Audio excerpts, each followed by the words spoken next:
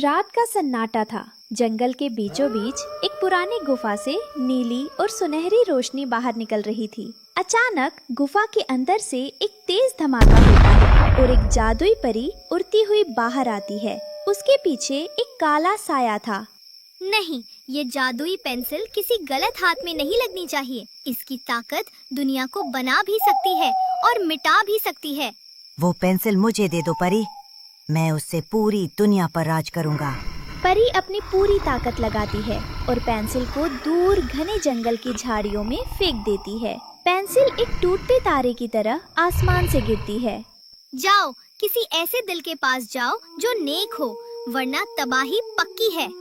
Pencil झाड़ियों में जाकर छिप जाती है और उसकी रोशनी धीमी पड़ जाती है। तभी अगली सुबह की पहली किरण फूटती है और कालू कौवा अंगड़ाई लेते हुए उसी झाड़ी के पास पहुंचता है। काव काव, आज फिर खाली पेट गुजारना पड़ेगा क्या? अरे, ये झाड़ियों में क्या चमक रहा है? कोई सोने का सिक्का है क्या? दोपहर का समय था। सूरज आग उगल रहा था। कालू कौवा एक सूखे पेड़ पर बैठा अपनी किस्मत को कोस रहा है। उसके पेट में चूहे दौड़ रहे हैं। हाँ, धिक्कार है ऐसी जिंदगी पर। गोरी सुबह से ताने दे रही है कि कुछ खाने को लाओ, पर यहाँ तो सूखे पत्तों के सिवा कुछ भी नहीं। गोरी कोवी उड़कर आती है। तालू, खाली बैठने से पेट नहीं भरेगा। रानो को देखो, वो ताजे अमरूद खा रही है और तुम यहाँ मक्खियाँ मार रहे हो। अरे जा, रानो की किस्मत अच्छी है, मेरी तो फूटी हुई है। तभी कालू की नजर नीचे झाड़ियों में पड़ती है। वहाँ एक सुनहरी चीज बिजली की तरह चमक रही है। कालू नीचे झपटता है। वो एक सुनहरी पेंसिल है जिसके पीछे एक गुड्डा लगा था। कालू पेंसिल को गौर से देखता है। वो मजत मजत में जमीन पर एक मछली का चित्र बनाता है। अचानक जमीन से धुआं उठता है और एक तली हुई मछली प्रकट होती है। ओह तेरी की, ये क्या? मछली? असली मछली? कालू, ये तो असली है। ये पेंसिल साधारण नहीं है, ये तो कुबेर का खजाना है। अब जंगल मेरा होगा। अब मैं मेहनत नहीं करूँगा, बस चित्र बनाऊंगा और मौज करूंगा। रानो और हरिया तोता एक आम के पेड़ पर बैठे हैं। हरिया बड़े मजे से मिर्ची खा रहा है। तभी कालू वहाँ से अकड़ कर गुजरता है। अरे रानो, देख तो सही, यो कालू के खावे से इसके हाथ में यो मछली कहाँ ते आई? और इसकी चाल तो देख, कति जमींदार बनया फिर ऐसे। हरिया भाई, मुझे कुछ गड़बड़ लग रही है। कालू के हाथ में वो सुनहरी पेंसिल, उससे रोशनी निकल रही है। अरे रानो, यो कौआ कति बावला हो लिया। चाल देख के आमा, यो के खुराफात करे से। कालू को रानो और हरिया का आना अच्छा नहीं लगता। वो जमीन पर एक मजबूत लोहे का पिंजरा ड्रॉ कर देता है। देखते ही देखते रानो और हरिया उसमें कैद हो जाते हैं। क्यों? आ गया मजा? अब तुम दोनों यहाँ से कहीं नहीं जा सकते। अब से मैं इस जंगल का महाराजा हूँ। कालू भाई, ये तुम क्या कर रहे हो? हमें बाहर निकालो। ओ कालू के बच्चे, यो के बदमाशी से मन ने बाहर आन दे, तन्ने तो मैं ऐसा सीधा करूँगा कि तू कौआ ते कबूतर बन जागा। चुप कर तोते, अब तुम्हारी हरियाणवी बोली मेरे महल के बाहर सुनाई नहीं देनी चाहिए। कालू अब पेंसिल से एक विशाल पत्थर का किला बनाता है। वो गोरी के लिए हीरे के गहने ड्रॉ करता है। जंगल के रास्ते में वो कांटेदार झाड़ियाँ बना देता है ताकि कोई उसके महल तक ना आ सके। वाह कालू, अब तो मैं जंगल की रानी बन गई हूँ। सब पक्षी हमें दाना ला कर देंगे। जो मना करेगा उसे मैं पेंसिल से छोटा चूहा बना दूंगा। पिंजरे के अंदर रानो शांत बैठी कुछ सोच रही है। हरिया सलाखों को चोंच से काट रहा है, पर वे लोहे की हैं। रानो, यो तो जमा कति हद होगी। तुम्हारी तो सारी आजादी खोली इस काले कौए ने। कोई तरकीब लड़ा। हरिया भाई, गुस्से से काम नहीं चलेगा। कालू को उसके लालच में फंसाना होगा। उसकी पेंसिल ही उसे बर्बाद करेगी। तेरी बात तो ठीक से, पर यो लालची कौआ हमारी बात सुनेगा क्यों कर? सुनो, मेरे पास एक योजना है। हम उसे एक ऐसी चीज का लालच देंगे जो वो कभी पूरा नहीं कर पाएगा। कालू अपने जादुई महल के बाहर टहल रहा है। वो पिंजरे के पास आकर रानो और हरिया का मजाक उड़ाता है। क्यों भाई हरिया, कैसी लग रही है सलाखें? सुना है तोते पिंजरे में बहुत अच्छे लगते हैं।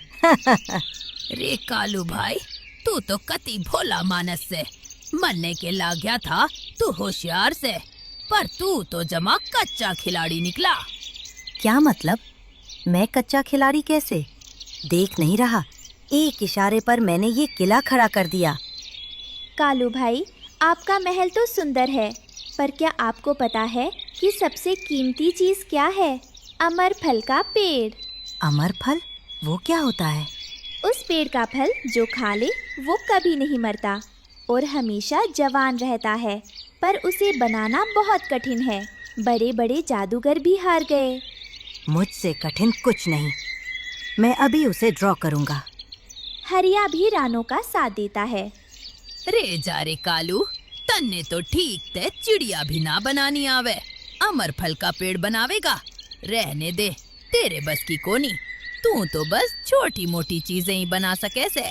देख तोते, अभी मैं ऐसा पेड़ बनाऊंगा कि तुम देखते रह जाओगे।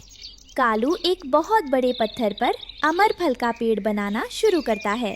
रानो ने उसे बताया था कि उस पेड़ में हजारों पत्तियां और हर पत्ती पर एक नक्काशी होनी चाहिए।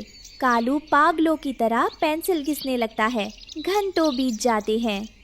उफ, ये तो बहुत बड़ा पेड़ है, मेरे हाथ दर्द करने लगे हैं। हिम्मत मत हारो कालू, अमर होना है तो मेहनत तो करनी पड़ेगी। कालू पेड़ बनाने में इतना खो गया कि उसे होश ही नहीं रहा। रानो ने गौर किया कि कालू ने पिंजरा तो बनाया था, पर उसकी जमीन ड्रॉ करना भूल गया था। हरिया भाई देखो, पिंजरे के नीचे जाल है ही नहीं। अगर हम मिलकर जोर लगाएं तो ये मिट्टी से बाहर निकल सकता है। ले फिर दे धक्का, जय बजरंगबली। दोनों जोर लगाते हैं और पिंजरा एक तरफ पलट जाता है। रानो और हरिया आज़ाद हो जाते हैं। रानो और हरिया दबे पांव कालू के पीछे पहुंचते हैं। कालू अब भी पेड़ की अंतिम टहनी पर बारीक काम कर रहा है। उसकी आंखें थक चुकी हैं। देख रानो, मौका अच्छा से, तू दाएं ते जा, मैं बाएं ते झपट्टा मारूंगा।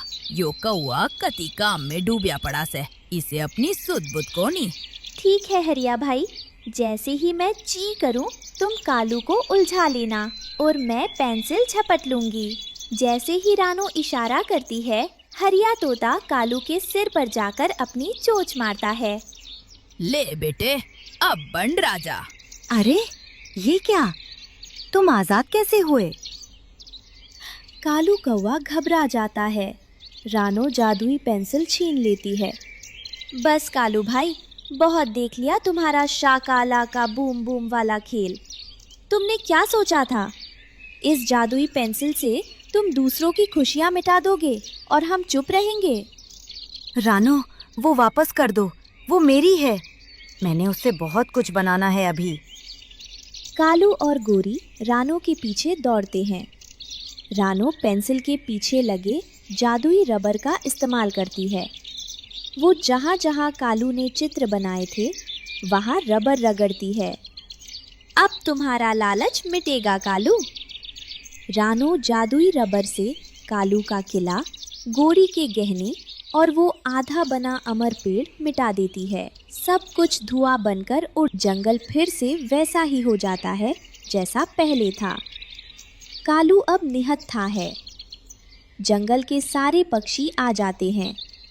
हरिया तोता कालू के सामने खड़ा होकर डपटता है। क्यों रे कालू, आ गया स्वाद?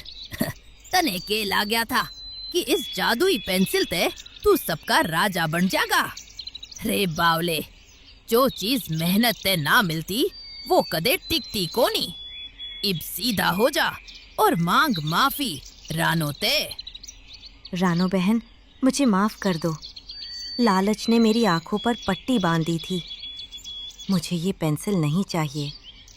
रानो वो पेंसिल लेकर जादुई परी के पास जाती है और उसे वापस कर देती है। परी माँ, ये शक्ति हमारे लिए नहीं है। हम पक्षी आज़ाद भले हैं, पर लालची नहीं बनना चाहते। शाबाश रानो, तुमने साबित कर दिया कि समझदारी जादू से बड़ी होती है। ले भाई, अब सब ठीक से। चाल रानो, ताजे फल खावांगे, वो भी अपनी मेहनत से। इस कहानी से हमें सीख मिलती है कि लालच और गलत तरीके से हासिल की गई शक्ति इंसान या पक्षी को विनाश की ओर ले जाती है। मेहनत का एक दिन का जादू के महल से कहीं बेहतर है।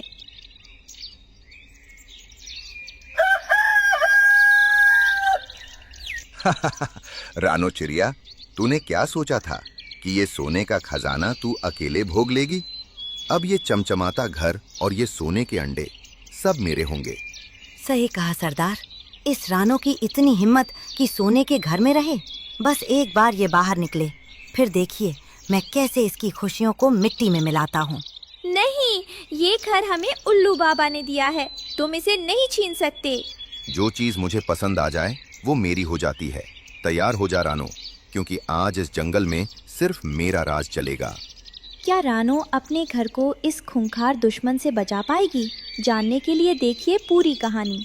तूफान ने रानो चिड़िया और टुन्नू चिड़ा का पुराना घोंसला उजाड़ दिया था। बेचारे अपने बच्चों के साथ बारिश में भीग रहे थे। तभी वो सब उल्लू बाबा के पास मदद मांगने पहुँचे। उल्लू बाबा, हमारा सब कुछ खत्म हो गया। मेरे नन्हे बच्चे गुड़िया और कुकू इस ठंड में कहाँ जाएंगे? धैर्य रखो रानो बेटा, जिसने जीवन दिया है वह रहने की जगह भी देगा।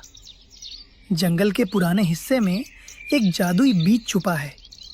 अगर तुम उसे सच्चे मन से मिट्टी में बोगी तो तुम्हें एक ऐसा घर मिलेगा जो तुमने सपने में भी नहीं देखा होगा।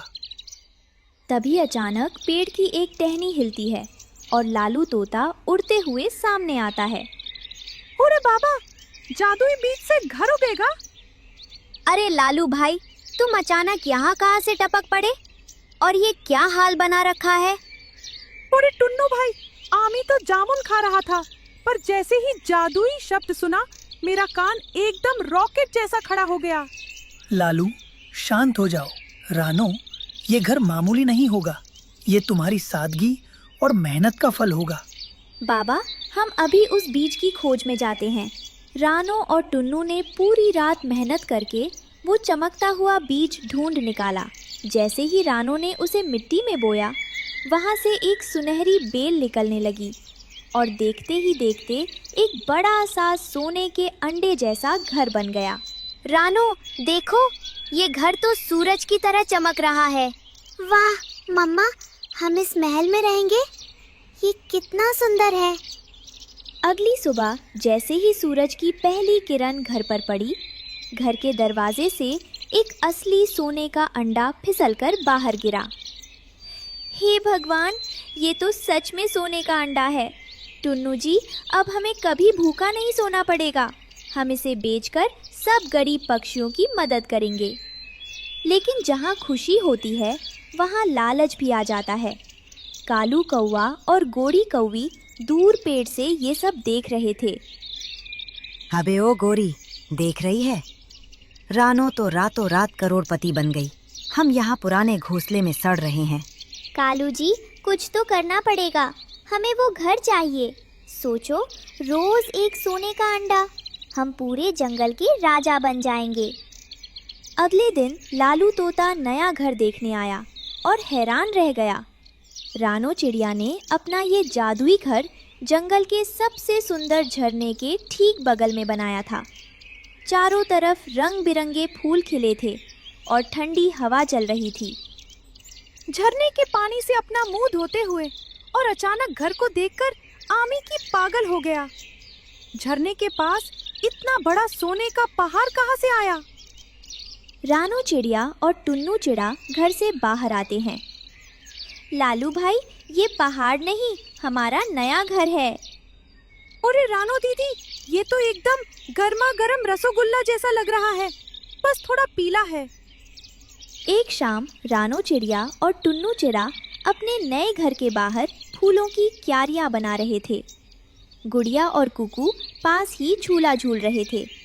तभी अचानक आसमान में बड़े बड़े डरावने ईगल्स चक्कर काट रहे थे। नानी, देखो आसमान में कितने बड़े चील आ गए, हमें डर लग रहा है। टुन्नू जी, जल्दी बच्चों को अंदर बुलाइए, ये तो डाकू ईगल्स हैं। डाकू ईगल अपनी तेज आवाज में चिल्लाता हुआ नीचे उतरता है और रास्ता रोक लेता है।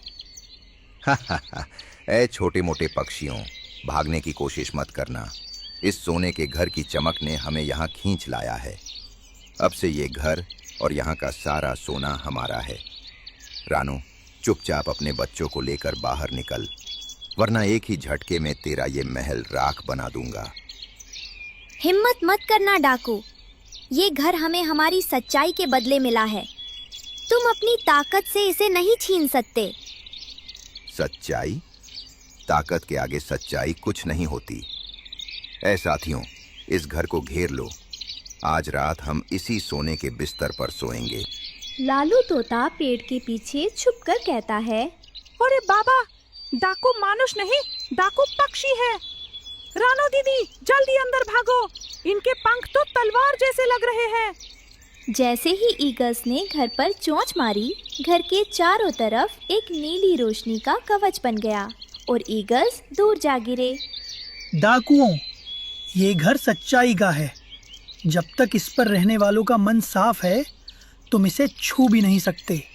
ईगल्स को हारा देखकर कालू कौवा ने एक नई चाल चली। वो रात के सन्नाटे में अपने पुराने पेड़ पर गोरी कौवी के साथ बैठकर खुसर पुसर कर रहा था। देख रही है कोरी, ईगल्स की चोंच टेढ़ी हो गई, पर उस घर का बाल भी बाका नहीं हुआ। वो कवच अभेद्य है। तो क्या हम हाथ पर हाथ धरे बैठे रहेंगे? मुझे वो सोने के अंडे चाहिए कालू जी, कुछ भी करो। शांति रख कोरी, मैंने एक तोड़ निकाला है। वो कवच रानो की सच्चाई से बना है। अगर मैं रानो के मन में लालच का जहर भर दूं, तो वो कवच अपने आप मोम की तरह पिघल जाएगा। लालच? पर रानो तो बहुत भोली है। वही तो, उसी भोलेपन का फायदा उठाऊंगा। रात का तीसरा पहर था।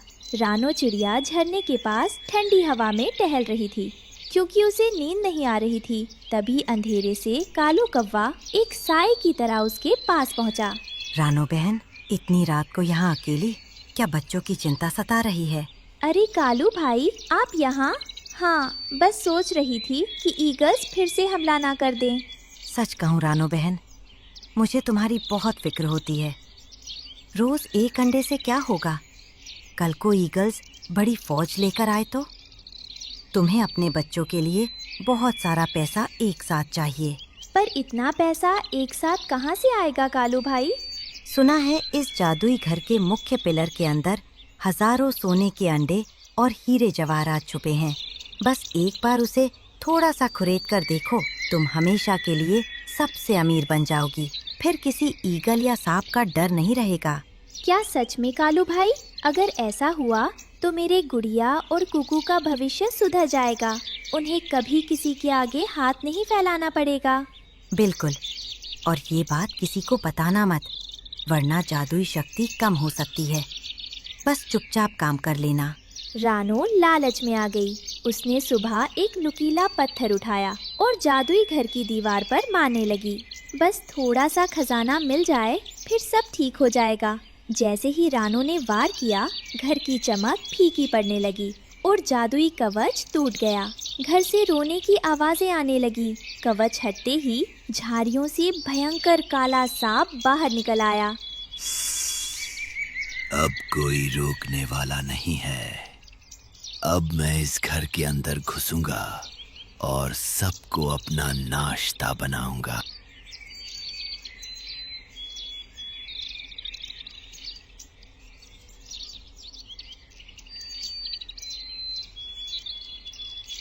मम्मा बचाओ, हमें डर लग रहा है। टुन्नू चिड़ा जाग गया और उसने देखा कि उसकी पत्नी से गलती हो गई है। उसने तुरंत अपने दोस्तों को पुकारा। बंटी, लालू, हरिया, जल्दी आओ, हमारे परिवार पर मुसीबत आई है। सभी पक्षियों ने मिलकर काले सांप पर हमला बोल दिया।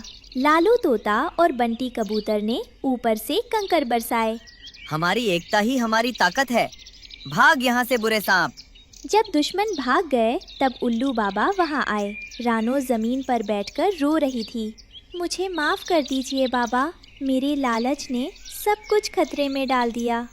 रानो बेटा, सोना असली खजाना नहीं होता। असली खजाना तो संतोष और दोस्ती है। तुम्हारी पश्चाताप ने घर को दोबारा बचा लिया। उल्लू बाबा ने अपनी लाठी जमीन पर मारी। घर फिर से बदलने लगा, लेकिन इस बार वो सोने का नहीं बल्कि मजबूत लकड़ी और सुंदर फूलों का बन गया। ये घर पहले से भी ज्यादा प्यारा लग रहा है। रानो बहन, मुझे माफ कर दो। मैंने अपने लालच में तुम्हारा बुरा सोचा। तो दोस्तों, रानो चिड़िया ने सीखा कि लालच हमेशा नुकसान ही करवाता है। जो पास है उसमें खुश रहना ही असली अमीरी है। याद रखो बच्चों, लालच बुरी बला है। प्यारे दोस्तों, अगर आपको ये कहानी पसंद आई तो वीडियो को लाइक ज़रूर करें। आज का सवाल, क्या लालच करने से कभी किसी का भला हुआ है? अपने जवाब कमेंट्स में लिखिए और हमारी चैनल को सब्सक्राइब करना मत भूलना। अगली कहानी में मिलते हैं, तब तक के लिए बाय बाय। रमज़ान की पहली रात थी। सारा जंगल सो रहा था, लेकिन उस रात किसी ने रानो चिड़िया का घोंसला तोड़ दिया। मेरे बच्चे कहाँ हैं? 3 छोटे अंडे जमीन पर गिरे हुए हैं। रानो उनके पास तोड़ती है। या अल्लाह, बचा लो इन्हें। दूर से एक काली आंख चमकती है। काला कौवा कालू पेड़ पर बैठा मुस्कुरा रहा था। रानो एक छोटी गरीब चिड़िया थी। उसका घर था एक टूटा हुआ घोंसला और खाने के लिए बस 2 दाने, और दिल में था बस एक ख्वाब। रमज़ान आया, रब का महीना आया, आज रोज़ा रखूंगी, आज नेकी करूंगी। तभी पास से एक बूढ़ी गोरैया गुजरती है। रानो बेटी, कालू कौवे से दूर रहना। इस रमजान में उसने 5 घोंसले बर्बाद किए हैं। अम्मा जान, मैं डरती नहीं, अल्लाह मेरे साथ हैं। कालू जंगल का सबसे जालिम पंछी, जो दूसरों का खाना छीनता था, घोंसले तोड़ता था और कमज़ोरों को तड़पाने में खुश होता था। रमज़ान उसके लिए बस एक मौका था, जब सब नरम पड़ जाएं और वो और जालिम हो जाएं। सुनो, इस रमज़ान में जितने भूखे होंगे उतने कमज़ोर होंगे, और कमज़ोरों का खाना हमारा खाना। लेकिन कालू भाई, रमजान का महीना है। चुप! रमज़ान उनके लिए जिनके पास दिल हो। हमारे पास दिमाग है। कालू की काँव काँव पूरे जंगल में गूंजती है। सहरी का वक्त था। रानो ने पानी की एक बूंद पी, 2 दाने खाए और रोज़े की नियत कर ली। या अल्लाह, मेरे रोज़े कबूल करना और मेरे 3 अंडों को सलामत रखना। तभी कालू सीधे रानो के घोंसले के पास आता है। अरे रानो, सुना है तू रोजे रख रही है? हाँ, एक गरीब चिड़िया और रोजे, भूख से मर जाएगी। कालू, मेरे घोंसले से दूर रहो। और अगर नहीं रहा तो?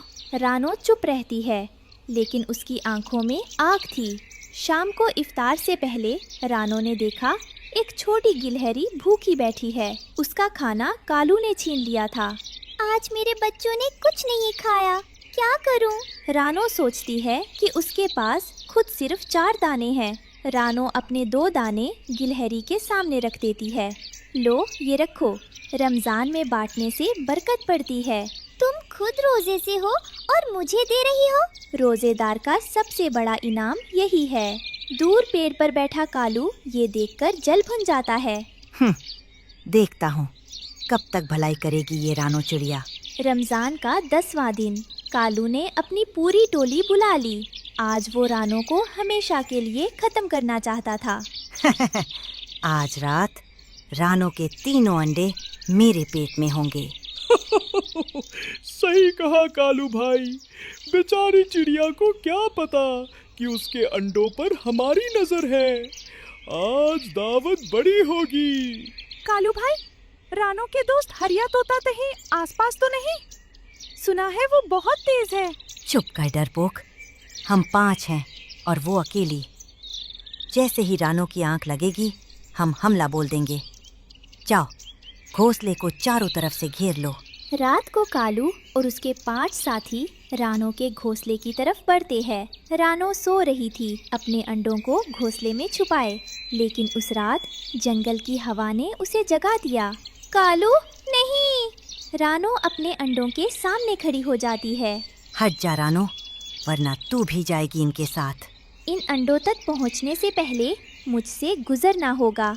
रानो की आवाज सुनकर पूरा जंगल जाग उठा। वो गिलहरी जिसे रानो ने दाने दिए थे, वो बूढ़ी गोरैया और दर्जनों छोटे पंछी। रानो, मैं हूँ। कालू, शर्म नहीं आती रमजान के महीने में? तुम सब एक साथ? कालू के साथी डरकर उड़ जाते हैं। ठीक है, जाता हूँ, लेकिन रानो ये खत्म नहीं हुआ। सब चले गए। रानो अकेली थी, थकी हुई, डरी हुई, लेकिन उसने हार नहीं मानी। रानो आसमान की तरफ देखती है, तारे चमक रहे हैं। या अल्लाह, मैं छोटी हूँ, कमज़ोर हूँ, लेकिन तू बड़ा है। इन अंडों को मुझे अपनी हिफाजत में रख। एक आसमानी रोशनी सी टूटता हुआ तारा, हवा चलती है। रानो का दिल सुकून से भर जाता है। रमज़ान की रातें ऐसी ही होती हैं, जब दुआ सीधे ऊपर जाती है। रमज़ान के आखिरी अशरे में कालू ने एक नई चाल चली। उसने जंगल में अफवाह फैला दी कि रानो के अंडों में से सांप निकलेंगे। कुछ नादान पंछी डर गए। रानो, क्या ये सच है?